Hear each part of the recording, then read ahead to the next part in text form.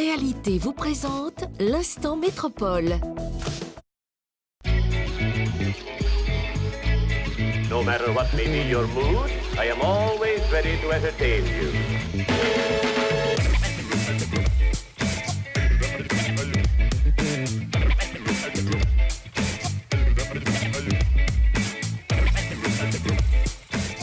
Le métier de chef de projet d'aménagement, il s'inscrit au sein d'une équipe à la Samoa et il consiste sur 3 volets, on va dire, prévoir le futur de l'île de Nantes.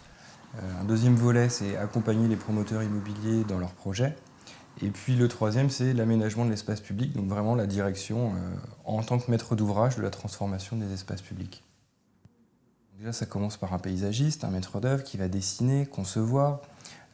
Ensuite, évidemment, on va travailler avec des partenaires comme les promoteurs qui vont, eux, fabriquer les immeubles sur la base de cahiers des charges qu'on va bâtir avec le paysagiste.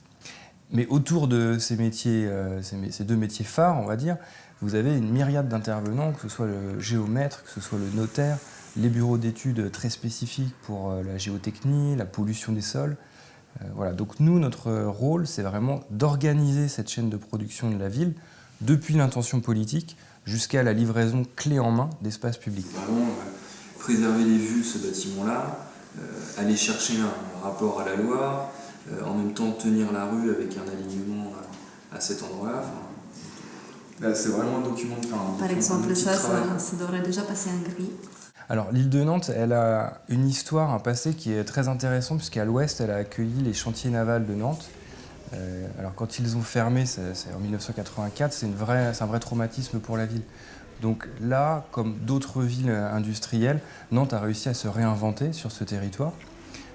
Mais l'île de Nantes, c'est aussi une mosaïque de petits quartiers. On a l'ancienne ligne de pont donc, qui est faite de faubourgs. Et puis à l'est, on a des grands ensembles qui ont pris place sur ce qui était resté des prairies jusque dans les années 70. Quand on vend du foncier, on auditionne les promoteurs sur un projet. Ensuite, on va travailler avec eux sur le choix d'un architecte.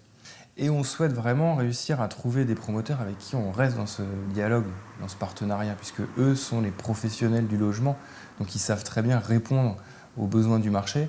Et nous, on est là pour traduire les ambitions politiques de la collectivité. Donc c'est la rencontre de 2 mondes et il faut qu'on s'écoute, qu'on s'entende.